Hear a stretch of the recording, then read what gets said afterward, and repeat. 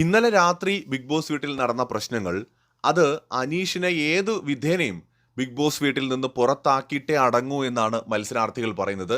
അപ്പാനി അനീഷിനെ വെല്ലുവിളിച്ചിരിക്കുകയാണ്, നീ പെട്ടി പാക്ക് ചെയ്ത് വെച്ചോ. 8 വർഷമായിട്ട് ഞാനൊരു ആർട്ടിസ്റ്റായിട്ട് വർക്ക് ചെയ്യാണ്. എനിക്ക് എന്തെങ്കിലും ഈ നാട്ടിലൊരു വിലയുണ്ടെങ്കിൽ എൻ്റെ ആളുകൾ നിന്നെ പുറത്തിറക്കുവിടാ ഇവിടെ നിന്ന്. നീ പെട്ടി പാക്ക് ചെയ്ത് വെച്ചോ. അപ്പോൾ ബാക്കിയുള്ള കണ്ടസ്റ്റൻസ് എല്ലാവരും പറയുന്നുണ്ട് അനീഷ് അവിടെ വേണ്ട, ഇനി ബിഗ് ബോസ് വീട്ടിൽ അനീഷ് വേണ്ട. എല്ലാവരും ഈ കാര്യത്തിൽ ഒറ്റക്കെട്ടാണ്.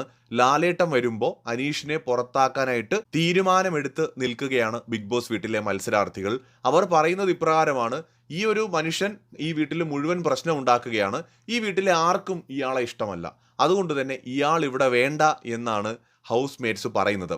ഇതൊക്കെ നടക്കുമോ എന്ന് ചോദിച്ചാൽ നടക്കാൻ ചാൻസ് ഉണ്ടെന്നും ഇല്ലെന്നും പറയേണ്ടി വരും. കാരണം പുറത്താകാൻ മാത്രം ഒരു മിസ്റ്റേക്ക് അനീഷിൻ്റെ ഭാഗത്ത് നിന്ന് ഇതുവരെ വന്നിട്ടില്ല.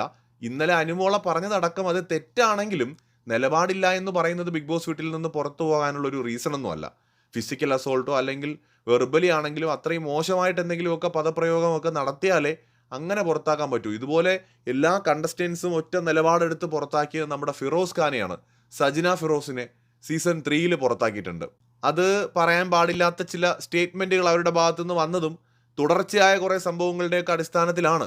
ഷോ തുടങ്ങിയ ഉടനെ തന്നെ ഹൗസ് മേറ്റ്സ് എല്ലാവരും കൂടെ ചേർന്നിട്ട് ഒരാളെ പുറത്താക്കാൻ പോയി കഴിഞ്ഞാൽ അത് ഷോയുടെ വാല്യൂ കുറയില്ലേ? അപ്പോൾ ഷോ ഡയറക്ടറിനും ഈ ഷോ നടത്തുന്നവർക്കും ഒരു വിലയുമില്ലേ? അവർ കൊണ്ടുവന്ന ഒരാളെ വീട്ടുകാരെല്ലാവരും കൂടെ ചേർന്നിട്ട് പുറത്താക്കണമെന്ന് വിചാരിച്ചാൽ നടക്കുമെന്ന് ചോദിച്ചാൽ സംശയമാണ്. പിന്നെ അപ്പാനി ശരത്തൊക്കെ പറയുന്നത് പുള്ളിയുടെ ആളുകൾ പുറത്തിറക്കുമെന്നാണ്. നമുക്കറിയില്ല, എന്തായാലും നോക്കാം. ലാലേട്ടൻ വരട്ടെ.